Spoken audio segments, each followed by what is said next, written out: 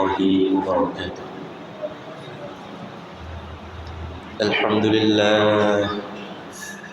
لله رب العالمين، والصلاة والسلام على أشرف الأنبياء والمرسلين وعلى آله وأصحابه أجمعين، أما بعد، فأعوذ بالله من الشيطان الرجيم.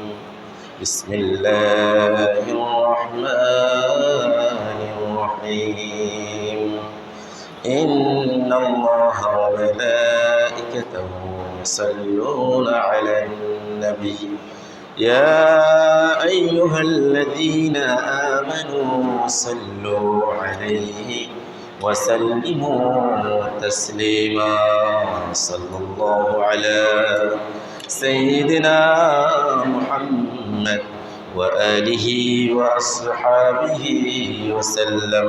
صلى الله على سيدنا محمد وآله وأصحابه وسلم. صلى الله على سيدنا محمد وآله وأصحابه وسلم. رب اشرح لي صدري ويسر لي أمري واحلل عقدة من لساني يفقهوا قولي. سبحانك لا علم لنا إلا ما علمتنا إنك أنت العليم الحكيم. সম্মানিত উলামায়ে কিরাম, পিতৃ সমতুল্য দাড়িপাখা মুরব্বিয়ানে আযম, উপস্থিত সম্মানিত মুসল্লিয়ানে কিরাম, আমার ভাই বন্ধুগণ, রব্বুল আলামিনের দরবারে শুকর আদায় করছি যে মহান রব্বুল ইজ্জত আজকের এই মুবারকময় দিনে, বরকতময় সময়, রহমতপূর্ণ স্থান, পৃথিবীর সর্বোৎকৃষ্টতম জায়গা আল্লাহর ঘরে এসে বসে জুমা পূর্ববর্তী আমাদের এই সংক্ষিপ্ত আলোচনায় আমাদেরকে অংশগ্রহণ করার সুযোগ, সুস্থতা ও তৌফিক দান করেছেন। রব্বুল আলামিনের দরবারে শুকরিয়া আদায় করে প্রাণ খুলে মুহাব্বতের সাথে বলি আলহামদুলিল্লাহ। লক্ষ কোটি তার চেয়ে অধিক দরুদ সালামের হাদিয়া আল্লাহ তাআলা আমাদের সকলের পক্ষ থেকে রহমাতুল্লিল আলামিন, সাইয়্যিদুল মুরসালিন, শফিউল মুযনিবিন মুহাম্মদ রাসূলুল্লাহ সাল্লাল্লাহু আলাইহি ওয়াসাল্লামের দরবারে কদম মোবারকে পৌঁছিয়ে দিন। সকলে বলি আল্লাহুম্মা আমিন। প্রিয় হাজিরিন, আজকে আমরা আমাদের সংক্ষিপ্ত পরিসরে আলোচনা করার চেষ্টা করব ইনশাআল্লাহ। আথরুল ঈমান ফি শাখসাতিল মুসলিম, একজন মুসলমানের জীবনে, তার ব্যক্তিত্বে ঈমানের প্রভাব, এই ব্যাপারে সংক্ষিপ্ত একটি আলোচনা করার চেষ্টা করবো ইনশাআল্লাহ। আল্লাহ তাআলা আমাদের আলোচনাকে ইখলাসের সাথে করার বোঝা, আমাদের প্রাত্যহিক জীবনে আমল করার তৌফিক দান করুন। সকলে বলি আল্লাহুম্মা আমিন। প্রিয় হাজিরিন, আল্লাহ রাব্বুল আলামিন ইজ্জত তার সৃষ্টিকুলের ভিতরে সর্বোৎকৃষ্টতম এবং সবচেয়ে সম্মানিত এবং মর্যাদাময় সৃষ্টি মানুষকে সৃষ্টি করেছেন। আর মানুষের শ্রেষ্ঠত্ব তখনই যখন মানুষের কাছে ঈমান থাকবে।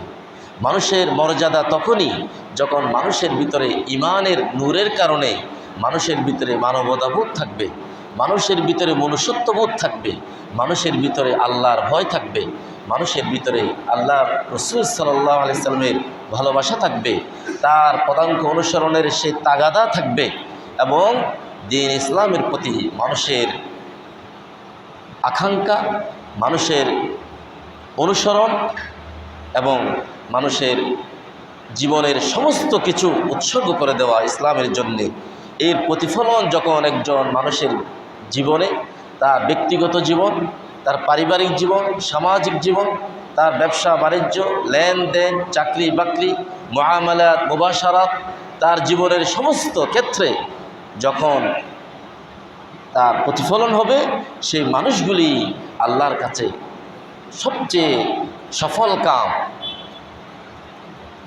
এবং সাকসেসফুল অথবা সফল মানুষ হিসেবে বিবেচিত হবে। এজন্য আল্লাহ তাআলা সূরাতুন নূরের ভিতরে যে বললেন, আল্লাহর অনুসরণ এবং রাসূলুল্লাহ সাল্লাল্লাহু আলাইহি ওয়াসাল্লামের অনুসরণ এবং আল্লাহকে ভয় করার মতো ভয় করা, আল্লাহকে ভয় করা, আর এই সমস্ত গুণাবলীর কারণেই মানুষ সফল কাম হয়ে যাবে। আল্লাহ তাআলা বললেন, ومن يطع الله ورسوله ويخشى الله ويتقه فأولئك هم الفائزون আল্লাহ রাব্বুল আলামিন বললেন, পৃথিবীর সমস্ত মানুষগুলির ভিতর থেকে যারা আল্লাহ রাব্বুল আলামিনের অনুসরণ করবে, আল্লাহকে মেনে নেবে, রাসূলুল্লাহ সাল্লাল্লাহু আলাইহি ওয়াসাল্লামের দেখানো পথকে মেনে নেবে, সে পথে চলবে এবং আল্লাহ রাব্বুল আলামিনকে ভয় করবে, ওই সমস্ত মানুষগুলি চূড়ান্ত সফলকাম মানুষ হিসেবে বিবেচিত হয়ে যাবে। আল্লাহ তাআলা কিয়ামতের কঠিন মুসিবতের দিনে সেদিন আমাদেরকে ফাইজুন সফলকাম ব্যক্তিদের কাতারে আমাদেরকেও শামিল করে দেন। সকল বলি আল্লাহুম্মা আমিন। প্রিয় হাজিরিন, আল্লাহর রহমত পাওয়ার জন্যে, আল্লাহর পথে চলার জন্যে, আল্লাহর পক্ষ থেকে হেদায়েত পাওয়ার জন্যে রহমত লাগবে কার? কার রহমত লাগবে? আল্লাহর রহমত লাগবে। কোরআনে কারিমে এরকম একটি দোয়া আছে, আয় আল্লাহ তাআলা, আপনি আমাদেরকে সঠিক পথ দেখানোর পরে আবার জীবন সায়ান্নে এসে অথবা জীবনের পরিসমাপ্তিতে এসে আমাদেরকে আপনি পদচ্যুতি করিয়েন, পদস্খলন যাতে আমাদের না হয়, আমরা যাতে হেদায়েত থেকে বঞ্চিত না হই। সম্মানিত সালার কেরাম, মুরব্বিয়ার আযম, ইসলামের ইতিহাসে এমনও হাজারো ইতিহাস, উদাহরণ, উপমা আছে। সারাটা জীবন দ্বীনের পথে ছিলেন, সারাটা জীবন ইসলামের পথে ছিল, কিন্তু দুর্ভাগ্য ইন্তেকালের আগে, এই দুনিয়ার সফর শেষ করার আগে তিনি ঈমান নিয়ে, হেদায়েত নিয়ে যেতে পারেননি। আবার এমনও উদাহরণ আছে, সারাটা জীবন আল্লাহর নাফরমানিতে ছিল, কিন্তু মৃত্যুর আগে আগে আল্লাহ তাআলা বুঝ দিয়ে দিয়েছেন, হেদায়েত দিয়েছেন, তেমন বেশি আমল না করেও তারা ফাইজুন সফল কামদের কাতারে শামিল হয়ে গিয়েছে। সুবহানাল্লাহ। তাহলে এখানে রহমত লাগবে কার? এজন্য আল্লাহর কোরআন শিক্ষা দিচ্ছে, তোমরা আমার কাছে দোয়া করো কিভাবে? রব্বানা লা তুযিগ কুলুবানা বা'দা ইয হাদাইতানা ওয়া হাব লানা মিন লাদুনকা রাহমাহ ইন্নাকা আনতাল ওয়াহ্হাব। হে আমার বান্দারা, তোমাদের রবের কাছে, আল্লাহর কাছে দোয়া করো এভাবে, আয় আল্লাহ তাআলা, আপনি আমাদেরকে হেদায়েত দেওয়ার পরে, আমাদেরকে একদিন নামাজি বানার পরে, মসজিদে আনার পরে, আবার এই মসজিদ মুখী করার পরে আমাদেরকে নামাজবিহীন, ঈমানবিহীন, হেদায়েতবিহীন এই জীবন থেকে আপনি নিয়ে যাবেন না। লা তুযিগ কুলুবানা বা'দা ইয হাদাইতানা, আমাদেরকে হেদায়েত দেওয়ার পরে, এই দ্বীনকে চেনার ক্ষমতা, তৌফিক দেওয়ার পরে আমাদের অন্তরকে আপনি আবার হেদায়েত থেকে বঞ্চিত করে দিয়েন না। সকল বলেন আল্লাহুম্মা আমিন। হেদায়েতের এই নূর বড় বেশি প্রয়োজন। প্রিয় হাজিরিন, এজন্য আল্লাহ তাআলা বলছেন, আল্লাহর রহমত যদি কারো জন্য যদি কি হয়ে যায়, নির্ধারিত হয়ে যায়, পৃথিবীর কোনো শক্তি তার সেই রহমত থেকে তাকে বিচ্যুতি ঘটাতে পারবে? আবার কারো উপরে যদি আল্লাহর রহমত না থাকে, সমস্ত কিছু আছে, ধন সম্পদ, টাকা, জায়গা জমি, ব্যাংক ব্যালেন্স, শক্তি, ডিগ্রি, পাওয়ার, জনবল, সমস্ত কিছু আছে, কিন্তু রহমত নাই, আল্লাহ তার প্রতি রহমত করেননি, এই সমস্ত কিছু এক জায়গায় এসে আল্লাহর রহমতকে টেনে আনতে পারবে? আল্লাহর কোরআন বলছে সূরা ফাতিরের ভিতরে, ওমা ইউমসিক মা ইফতাহিল্লাহু লিন-নাসি মির রাহমাহ ফালা মুমসিকা লাহা ওয়া মা ইউমসিক ফালা মুরসিলা লাহু মিন বা'দিহি ওয়া হুয়াল আজিজুল হাকীম। আল্লাহ তাআলা বললেন, কোন মানুষের জন্য যদি আল্লাহ রাব্বুল আলামিনের পক্ষ থেকে রহমত নির্দিষ্ট হয়ে যায়, পৃথিবীর কোনো মানুষ, কোনো শক্তি সে রহমত থেকে তাকে বঞ্চিত করে দিতে পারবে না। ওয়ামা ইউমসিক ফালা মুরসিলা লাহু মিন বা'দিহি, আবার কাউকে যদি রহমত থেকে বঞ্চিত করে দেওয়া হয়, তার আমলের কারণে, তার চালচলনের কারণে, ঈমান থেকে দূরে সরে যাওয়ার কারণে, হেদায়েত থেকে দূরে সরে যাওয়ার কারণে, আল্লাহ এবং তার রাসূল সাল্লাল্লাহু আলাইহি ওয়াসাল্লামের পথ থেকে বিচ্যুতির কারণে কোনো মানুষ যদি রহমত থেকে বঞ্চিত হয়ে যায়, পৃথিবীর কোনো শক্তি কোনো কিছু তার জন্য রহমতকে টেনে আনতে পারবে না। ওহুয়াল আজিজুল হাকিম, তিনি মহাপরাক্রমশালী, মহাপ্রজ্ঞাবান। অতএব আমরা সব সময় রহমতের ভিখারি, রহমতের দিকে আমরা আকাঙ্ক্ষা রাখবো কার? আল্লাহ। আল্লাহ রহমত ছাড়া মানুষের কোনো উপায় নাই। হাজিরিন, কারণ আল্লাহ তাআলা কোরআনে কারিমের সূরাতুল মাআরিজের 19 থেকে 35তম আয়াতে মানুষের সৃষ্টির ব্যাপারে বলছেন, মানুষের সৃষ্টি যে প্রাকৃতিকভাবে মানুষকে সৃষ্টি করা হয়েছে দঈফা, দুর্বলভাবে, হালুআ, মানুষ অত্যন্ত দুর্বল।